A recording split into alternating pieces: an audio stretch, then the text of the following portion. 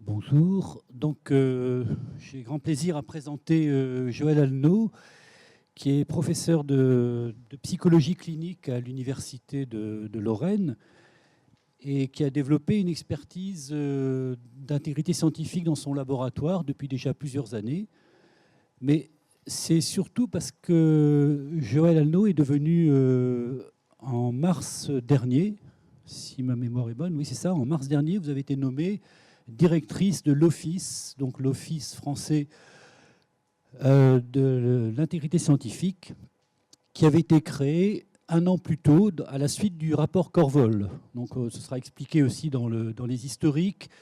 Il y a vraiment un engagement très fort aujourd'hui pour l'intégrité scientifique en France, et l'Office est vraiment la traduction de cette volonté politique. Et il nous a semblé donc tout naturel de commencer cette journée par une conférence introductive pour présenter les missions, les projets de l'Office, et donc de confier cette tâche à Joël Alno, que je remercie vraiment particulièrement d'avoir accepté.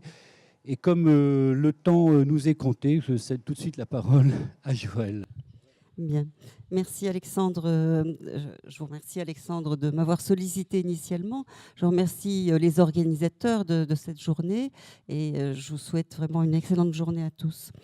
Alors le thème de l'intégrité scientifique au prisme de l'information scientifique et technique, c'est un thème qui est au cœur d'enjeux, je vous apprends rien, hein, ça vient d'être dit également, d'enjeux cruciaux que vous allez aborder. Je trouve que le programme de cette journée est vraiment tout à fait intéressant, et y compris parce qu'il va jusqu'à poser la question de la formation, des avancées, des innovations qui sont en jeu sur ce plan-là, de la formation au métier de l'ISC, à l'heure de l'open science, de l'open data. Donc ça pose des vraies questions sur les nouveaux modes de publication. Moi, j'ai retenu, outre ce thème de l'intégrité, bien sûr, qui me concerne directement depuis avril, en fait, j'ai été nommée en avril 2018, j'ai retenu aussi le terme de écosystème, parce que, en effet, je crois que c'est la conception qu'il faut partager à propos de l'intégrité scientifique. Parce que ça permet d'avoir une vision globale qui intègre effectivement tous les dispositifs et tous les acteurs qui sont concernés par l'intégrité. Et c'est un terme sur lequel je me suis arrêtée parce qu'il m'invite précisément, c'est l'objet de ma présence avec vous, à vous présenter ce dispositif dont j'assure la direction assez récemment, somme toute, qui a été mis en place dans cet écosystème. C'est l'un des dispositifs parmi les autres. C'est un dispositif national, transversal, mais qui ne peut fonctionner que en coordination avec tous les acteurs concernés et tous les autres dispositifs. Donc c'est la raison pour laquelle moi je souhaite, et ce que je suis en train de monter va dans ce sens-là, le concevoir comme vraiment un espace de réflexion, un espace de mutualisation et un levier autant que possible pour soutenir l'intégrité scientifique. Pour vous rappeler, je pense que vous connaissez ces grands jalons, mais ça montre la montée en puissance de la prise de conscience autour de l'intégrité scientifique telle qu'elle s'est faite en France, mais qui a débuté aussi au plan européen et au plan international. Donc, sans reprendre tous ces jalons, mais on peut retenir 2005, la Charte européenne du chercheur, 2010, le rapport Alix, qui a présidé à ce qui est devenu ensuite le rapport Pierre Corvol, 2010, qui a été aussi l'année de la déclaration de Singapour. En 2011, le Code européen de conduite. 2015, la Charte nationale, pour ce qui nous concerne, donc en France, la Charte nationale de déontologie des métiers de la recherche. Et puis s'en est suivi en 2016 la remise par Pierre Corvol donc de son rapport qui préconisait toute une série de propositions, 16 propositions.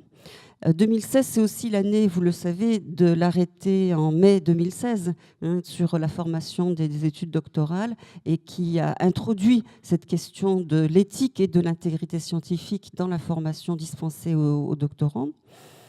Et puis donc en 2017, toutes ces mesures convergentes en fait ont conduit à la création de l'Office français de l'intégrité scientifique, qui s'est d'abord mis en place autour d'un conseil. La première réunion s'est faite en décembre de cette année-là, en 2017, du conseil. Donc voilà, hein, ces grands jalons qui, de surcroît, sont, enfin, les missions de l'Office ont été aussi synthétisées dans un vade-mecum produit en 2017. Donc toute une série de documents que l'on peut retrouver sur le site, sur la page web, hein, de l'Office. L'Office, donc, dont les missions ont été définies, des grandes missions générales, ont été définies en 3 volets, 3 niveaux. Être tout d'abord ce qui a été préconisé par le secrétaire d'État à l'époque de la création de l'Office, donc ce qui a été préconisé en termes de plateforme de réflexion, être un observatoire, contribuer à l'animation nationale. Donc ces 3 grandes missions, elles sont encadrées par, orientées, supervisées par un conseil, qui est le Conseil français de l'intégrité scientifique, et des missions qui se déclinent suivant différents objectifs, donc, que je vous ai recensés là. Pour un premier bloc, il s'agit d'élaborer des référentiels, des avis, des recommandations auprès de toutes les structures d'évaluation, promouvoir des bonnes pratiques, avoir un rôle de médiation à terme, et puis assurer en second lieu une veille documentaire, pouvoir diffuser toutes les informations nécessaires au plus grand nombre, harmoniser les pratiques en termes de formation, on en reparlera aussi après, contribuer à la formation des référents, assurer un rôle de représentation à l'international, parce qu'on verra aussi que la France a une place à trouver dans le concert de l'intégrité scientifique au plan européen et au plan international plus largement. Promouvoir les travaux du réseau des référents intégrité scientifique, du RESINT, et puis, d'une façon plus générale, valoriser les travaux de recherche autour de la question de l'intégrité scientifique. Donc, depuis avril, mi-avril en fait, où j'ai été nommée à la direction de l'Office, il y a maintenant une équipe opérationnelle qui est composée pour l'instant d'un conseiller scientifique qui est Joël Heyer, qui est un biologiste INSERM de Angers, et puis une chargée de projet en la personne de Dora Chertier. Donc à terme, on doit pouvoir me doter d'un autre conseiller scientifique et d'un autre chargé de mission. Et puis donc, comme je vous le disais, un conseil qui est composé de 12 membres et qui est présidé par quelqu'un que bon nombre d'entre vous connaissent, qui est Olivier Le Gall. Assez récemment, puisque ça a été présenté le 23 octobre, certains d'entre vous étaient présents à cette journée-là, nous avons élaboré une feuille de route présentée donc lors de la 2e réunion de la conférence des signataires de la Charte nationale de déontologie des métiers de la recherche. Et cette feuille de route qui va être disponible, là, elle vient d'être finalisée, validée, parce qu'on attendait le retour des différents signataires. Elle va être disponible sur le site de l'Office. Elle s'oriente elle est structurée autour de 6 grandes thématiques qui elles-mêmes sont déclinées. Alors, ça paraît pragmatique, mais il le faut aussi, qui sont déclinées en 18 actions phares précisées, dont les objectifs, les acteurs, le calendrier sont précisés. C'est une feuille de route 2018-2020. Des 6 grandes thématiques donc, que vous avez là sous les yeux: harmoniser les procédures, mutualiser les retours d'expérience, former à l'intégrité scientifique, promouvoir les valeurs de l'intégrité scientifique, promouvoir également un environnement propice à une science intègre, intégrer les enjeux de la science ouverte. Donc c'est ambitieux comme programme, mais quand on le voit décliner au travers de ces différentes actions phares, on en saisit un petit peu mieux les aspects concrets et la faisabilité à terme. Donc, je ne vais pas les lire d'une façon qui serait fastidieuse, hein, vous les avez sous les yeux, mais harmoniser les procédures, c'est une première thématique qui correspond à un objectif qui est vraiment attendu par toute la communauté scientifique, c'est-à-dire que tous les acteurs de l'intégrité scientifique disent combien ils ont besoin d'un référentiel qui soit commun, qui soit partagé, de façon à pouvoir se guider d'une façon harmonieuse quand il s'agit de traiter les manquements, de recueillir les allégations et d'avoir une procédure qui soit harmonisée. Alors, le réseau des référents intégrité scientifique, le RESINT, s'est emparé de cet objectif-là, de cette question, avec succès, puisqu'il est en passe d'adopter et de faire diffuser son guide. Donc ça, c'est un point important. Et nous, on s'est engagé à l'Office à diffuser aussi largement que possible ce guide des référents à l'intégrité scientifique, qui s'appelle précisément « Guide pour le recueil et le traitement des signalements relatifs à l'intégrité scientifique ». Mutualiser, j'y reviendrai après aussi en vous précisant les points, les mises au travail qui ont déjà été faites du côté de l'Office. Mutualiser les retours d'expérience, donc là, il s'agit de voir la faisabilité de construire des bases de données, alors certes des méconduites parce qu'on est préoccupé par les manquements à l'intégrité scientifique et on a besoin aussi de cartographier, d'avoir un état des lieux de ces méconduites. Bien sûr, la grande majorité des enseignants-chercheurs et des chercheurs ont des conduites intègres, mais il peut être important aussi de savoir précisément ce qu'il en est au niveau national, mais aussi une base de conduite, des bonnes conduites, de façon à pouvoir mettre en exergue, mettre en référence des pratiques innovantes et des pratiques qui soutiennent l'intégrité scientifique. Alors, vous voyez que l'action 6 met l'accent sur l'ouverture à des partenariats européens, parce qu'effectivement, nos collègues européens se sont déjà préoccupés depuis bien plus longtemps que la France, d'ailleurs, de ces questions.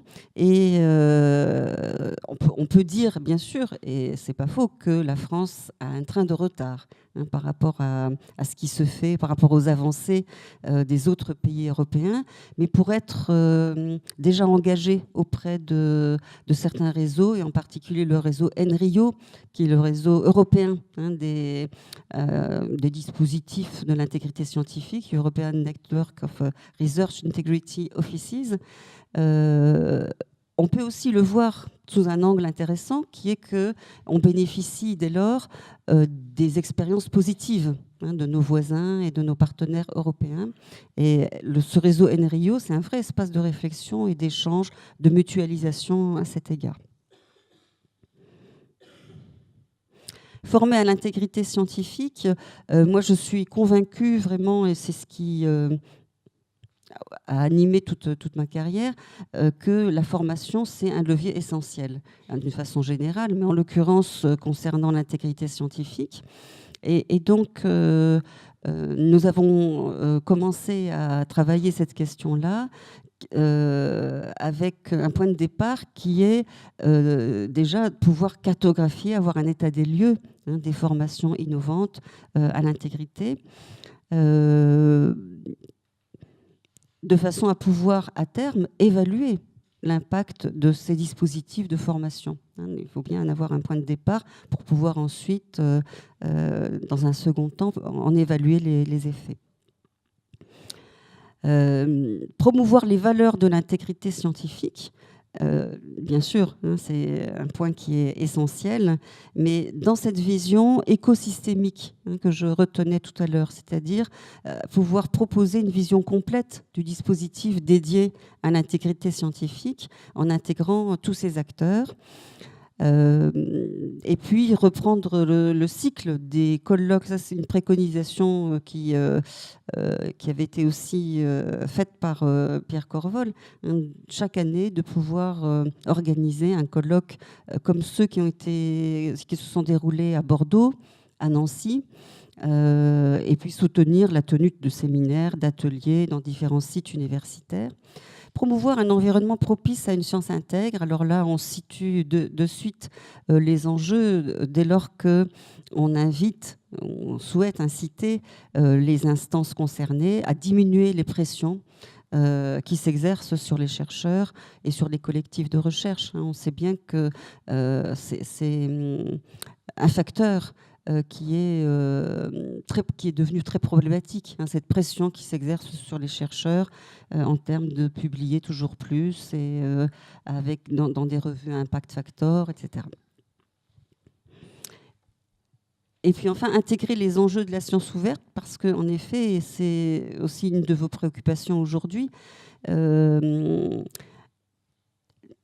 soutenir, mettre en débat, en discussion, en tension, cette question de l'intégrité scientifique et de la science ouverte, des nouveaux modes de diffusion de l'information, des données, des nouveaux modes de publication. Cette question des nouvelles méthodes de recherche, elle comprend bien sûr ces questions-là de la science ouverte, mais il y a à considérer également la question des sciences participatives et des sciences citoyennes qui posent aussi des questions assez inédites sur le plan de l'intégrité scientifique auxquelles on va également s'atteler. Et puis pour terminer, donc c'est ma dernière diapo, je voulais mettre en évidence les actions qui sont déjà engagées.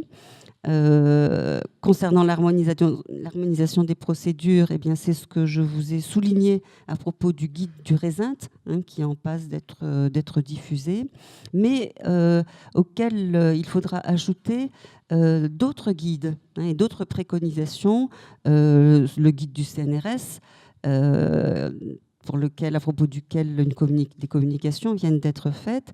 Sur le plan européen, il y a un guide qui est en passe d'être publié à la suite, dans le cadre de cet espace NRIO, de ce réseau NRIO, à la suite d'un programme financé qui s'appelait NRI, et qui a abouti à l'écriture d'un manuel, d'un handbook, dont on attend justement précisément des préconisations dans une visée d'harmonisation des procédures au plan européen. Non pas que ce qui sera préconisé, c'est de l'appliquer à l'identique dans chacun des pays, parce que ça va permettre de garder une latitude d'application dans la mesure où, même si on est dans cet espace européen, chacun a sa propre histoire institutionnelle, sa propre culture, et donc l'applicabilité peut être différente d'un pays à l'autre.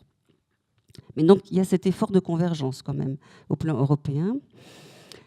Pour ce qui est de former à l'intégrité, nous avons commencé, donc, je vous le disais, à cartographier l'offre de formation, et en particulier les formations innovantes, les MOOC qui peuvent exister. Vous avez dû voir celui qui est proposé, qui vient d'être réactualisé par l'Université de Bordeaux sur FunMOOC, mais il y en a un aussi qui est plus consacré peut-être à l'éthique par l'Université de Lyon. Et donc l'idée, c'est de voir comment peuvent s'articuler ces formations en ligne qui nécessairement doivent aussi être complétées ou conjointes, s'appliquer conjointement avec des formations en présentiel. L'une ne va pas sans l'autre, et en particulier d'une façon beaucoup plus interactive et, comme on dit, bottom-up, c'est-à-dire des ateliers participatifs.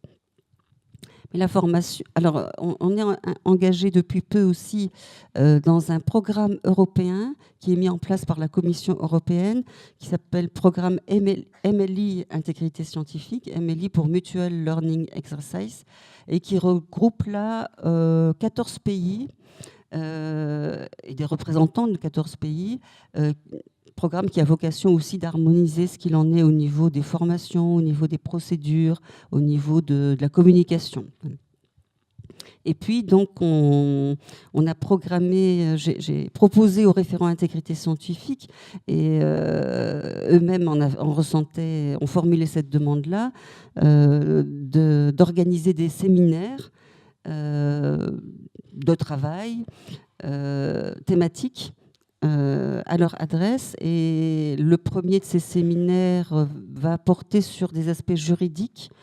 Et on est en passe de l'organiser très prochainement, puisqu'on se retrouve à quelques-uns en janvier.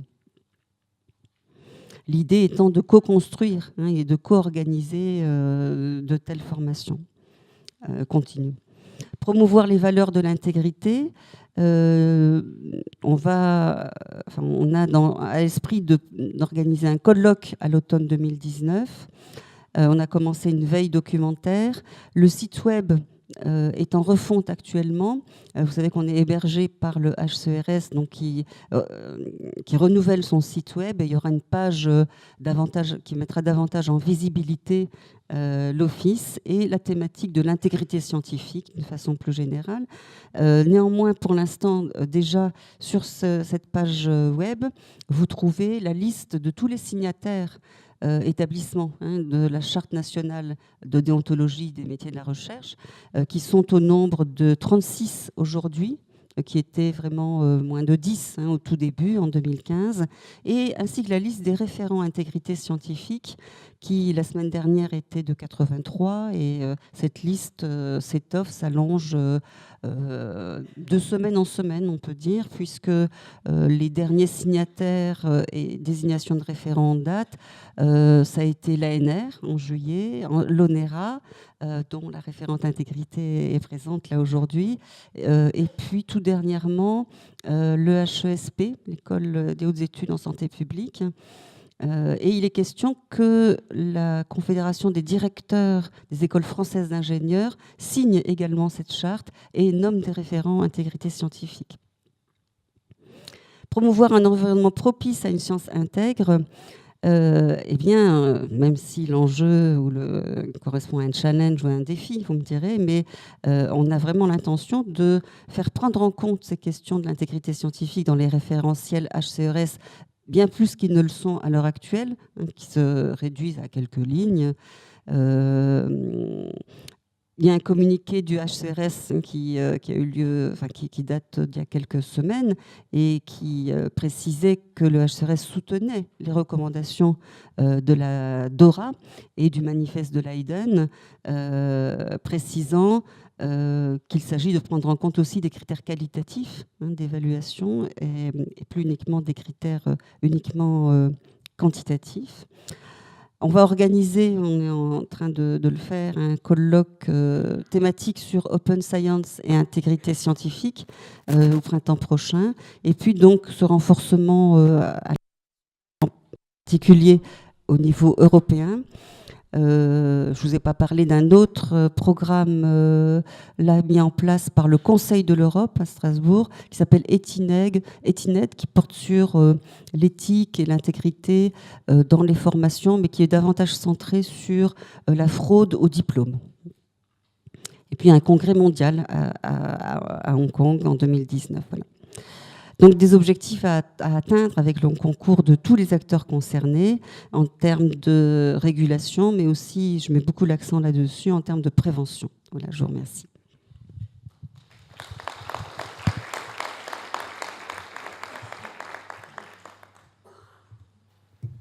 Remercions bien vivement Joël Alneau pour cette intervention. Y a-t-il une ou deux questions dans la salle ? Alors, c'est peut-être un peu artisanal, mais il me semble qu'au départ, peut-être qu'on peut repasser par quand même la distinction entre sciences humaines et sciences du langage, et sciences humaines et sciences dures, pardon, parce que là, il me semble qu'il y a peut-être des modalités de contrôle, s'il faut appeler ça comme ça, qui sont peut-être différentes. Je dis ça pourquoi ? Parce que donc, justement, je suis linguiste, j'ai été 10 ans chercheur au CNRS. Merci monsieur. En section 34. Et du coup, je voudrais insister beaucoup aussi sur les modalités du contrôle de la validation des travaux des chercheurs. C'est sur cette validation-là, il me semble, qu'on peut travailler aussi sur la question de l'intégrité scientifique. Il y a des chercheurs qui sont, et j'en ai fait partie, qui ont été obligés, qui sont obligés de publier le même article approximativement, mais ils vont changer le titre parce qu'ils ont un éclairage différent. Et dans le cadre des différentes sections, personne ne lit les articles. On fait un résumé de 8-10 lignes qui peut très bien n'avoir aucun rapport avec l'article en question qu'on a publié dans une revue même de rang A, hein, et personne ne lit les travaux des scientifiques. Donc comment contrôler leur intégrité à partir de là? C'est la question en fait. Oui, vous avez raison hein, de mettre l'accent sur l'existence de spécificités SHS.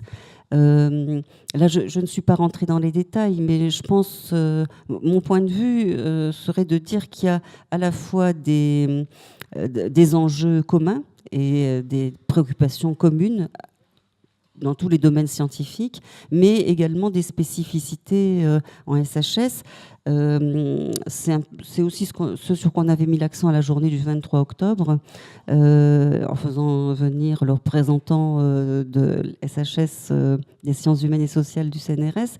Il y a un groupe de travail du réseau des référents intégrité scientifique, du RESINT, qui s'est penché spécifiquement là-dessus et qui a produit d'ailleurs un texte hein, à l'issue de leur réflexion. Mais je vous rejoins, il y a un vrai travail à faire pour mettre en évidence certaines spécificités et préoccupations qui sont propres à notre domaine.